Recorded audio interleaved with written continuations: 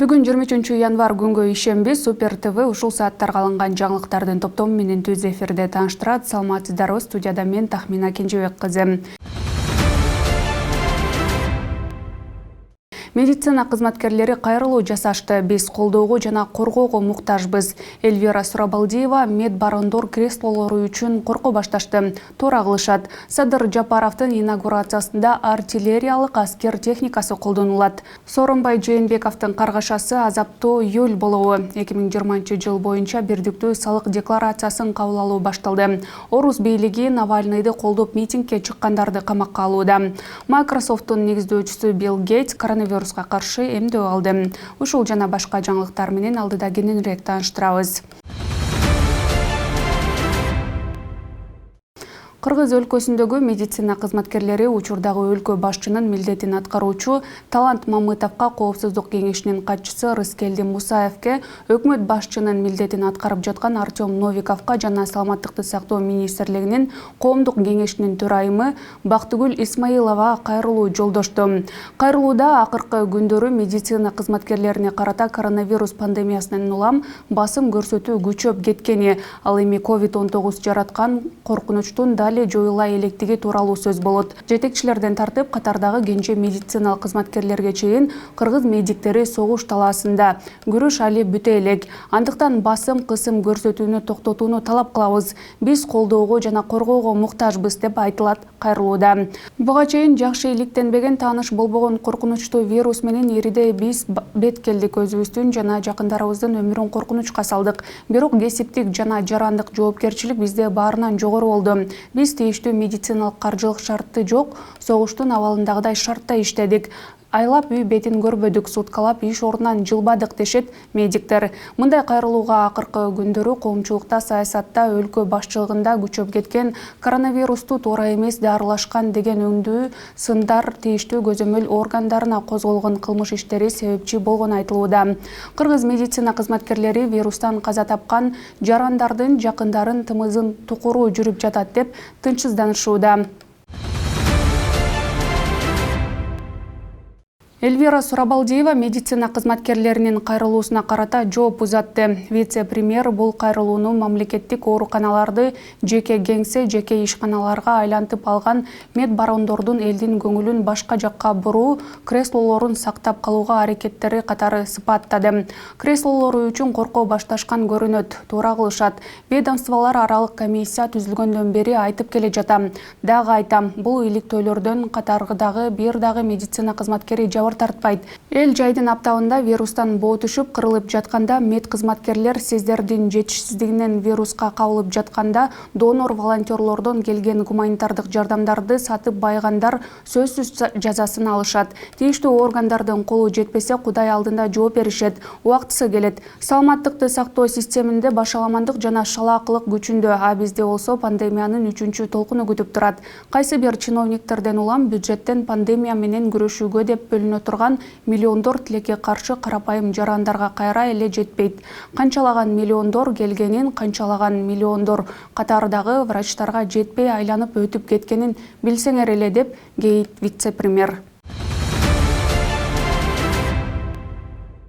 Садыр Жапаровдун президенттик кызматка киришүү аземинде артиллериялык аскер техникасы колдонулат. Президенттин маалымат катчысы Галина Байтерек бул иш боюнча түшүндүрмө берди. Президенттик пресс катчынын айтымында Садыр Жапаров президент болуу менен катар өлкөнүн куралдуу күчтөрүнүн башкы кол башчысы милдетине дагы киришет. Мындай кадам дүйнөлүк тажрыйбада кеңири колдонулуп келе жатат, дейт Байтерек. Баарыңыздарга белгилүү болгондой, инаугурация аземи мамлекеттик деңгээлдеги иш-чара. Президенттик кызматка киришүү менен Жапаров өлкөнүн куралдуу күчтөрүнүн башкы кол башчысы болот. Андыктан артиллериялык аскер техникасын колдонуу аталган иш-чаранын белгилеринин бири. Аскерлерди даярдоо планына ылайык артиллериячылар аскер даярдыгы боюнча пландык машыгууларды өткөрөт. Бул учурда кошумча эч кандай чыгымдар болбойт деп жазды Байтерек. Белгилей кетсек, Садыр Жапаровдун президенттик кызматка киришүү аземи 28 январда Бишкектеги Токтогул Сатылганов атындагы улуттук филармонияда өтөт. Ал инаугурацияга пландалган президенттик кортеж, банкет жана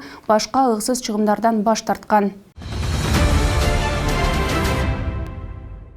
Алмазбек Атамбаевка каргаша Бишкек жебин жаңылоодон жаралган болсо, Сооронбай Жээнбековдун каргашасы 2020 жылдагы азаптуу июль айы болобу.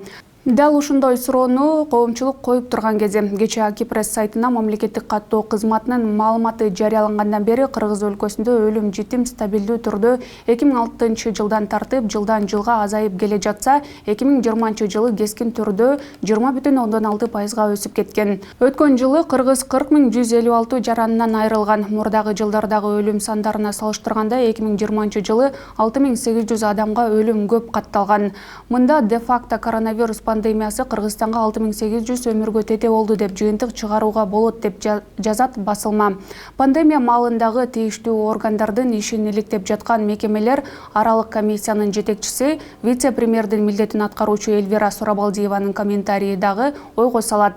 Канчалаган миллиондор донорлордон келгенин, медицина кызматкерлери элементардык коргоочу кийимдердин жетишсиздигинен вируска кабылып, эл боо түшүп өлүп жатканда канчалаган миллиондор тийиштүү даректерге жетпей айланып өткөнүн билсеңер эле, деп суроо салууда вице-премьер. Өткөн жылы COVID-19 жараткан пандемия маалында вирустук пневмониядан каза тапкандардын саны кескин өсүп кеткенде, Сооронбай Жээнбеков башында турган өлкө жетекчилиги цифраларга өзгөртүү киргизип, вирустан каза тапкандардын статистикасын азайтышкан. Бирок элдин кыжырдануусу, нааразычылыгы күчөп отуруп, 5-октябрдагы элдик толкундоолорго Сооронбай Жээнбековдун бийликтен куулушуна алып келди.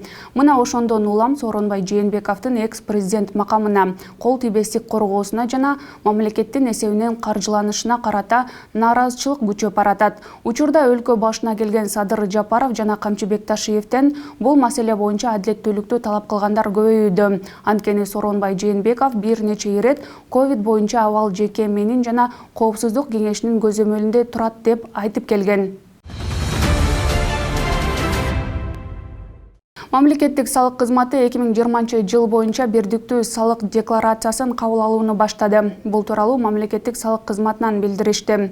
Кезектеги декларациялык кампания 2 баскычта өткөрүлөт. 2021 жылдын 1 мартына чейин юридикалык тараптар 2020 жылдагы кирешелери тууралуу салык декларациясын тапшыруулары керектелсе, 1 апрелге чейин жеке тараптардын декларациялары кабыл алынат.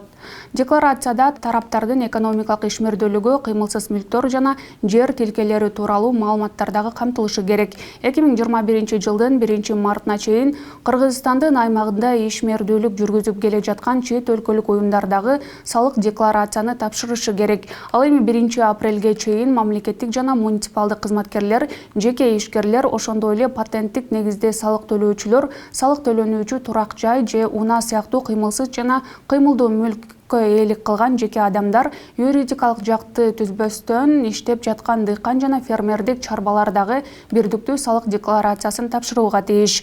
Кыргыз Республикасынын 2020 жылдын 3 апрелинде кабыл алынган мыйзамына ылайык 2019 жылга карата декларацияны тапшыра албаган жарандар дал ушул жылдыкын кошуп 2 жылдыкын бирге тапшырса болот деп жазылат маалыматта.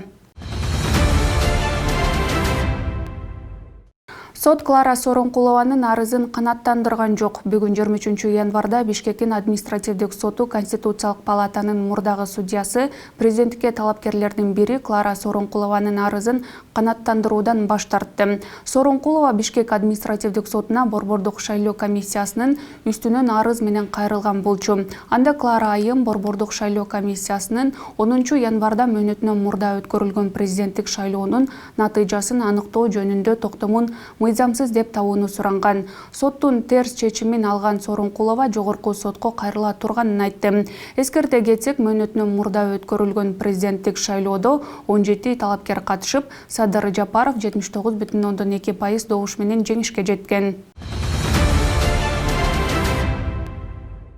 Оппозициячыл саясатчы Алексей Навальныйдын тарапташтары аны коргоо максатындагы митингдер 23 январда Орусиянын 93 шаарында өтөөрүн жарыялашкан эле. Бүгүн бүткүл Орусия аймагында Навальныйга боштондукту талап кылган митингдер өттү. Уюштуруучулар бул күнү саат 14:00 өз шаарларынын борбордук аянтына чыгууну сунуш кылышкан. Каршылык акциялары алгач Орусиянын Ыракы, Чыгыш жана Сибирь аймактарында старт алды. Ушундай эле колдоо көрсөтүү максатындагы акциялар дүйнөнүн Лос-Анджелес, Париж, Берлин, Мадрид, Варшава, Тель-Авив, Вашингтон, Нью-Йорк, Рим өңдүү ири шаарларында дагы өтөрү маалымдалган. Орусиянын аймагында өтүп жаткан митингтерде нааразычылык билдирип чыккан жарандар «Биз бийликпиз, кеткиле, бошоткула» деген талаптарды кыйкырып жатышты. Москва шаарынын башчысы Собянин коронавирус пандемиясына таяп, мындай митингтерди өткөрүү жол берилгис деген. Орусиянын Владивосток өңдүү шаарларында алгачкы камоолор башталып, ОМОН менен митингчилер ортосунда айыгышкан кагылыштар орун алды. Медуза басылмасынын билдиришинче, учурда кармалгандардын саны 400-гө чукул. Бул иштер уланууда. Бишкектеги Орусия элчилигинин алдына «Навальныйга боштондук» деген плакатты көтөрүп, бир жаран пикетке чыкты.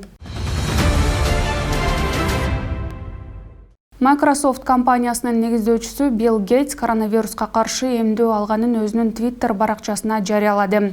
Анын айтымында 65 жашта экендиги COVID-19 каршы эмдөө алууга мүмкүнчүлүк берген. Ошондой эле ал эмдөөнүн биринчи дозасын ушул жумада алгандыгын, учурда абалы жакшы экендигин маалымдады. Планетанын эң бай адамдарынын бири адамзатына аталган коронавируска каршы эмдөө алууну мүмкүн кылган. Вакцина иштеп чыгууга катышкан бардык адамдарга ыраазычылык билдирди. Маалым болгондой, АКШда ковидке каршы эмдөөнү 65 жаштан жогорку курактагы адамдарга беришүүдө. Сиздер ушул сааттарга алынган жаңылыктардын топтому менен тааныштыңыздар. Кечиңиздер көңүлдүү улансын.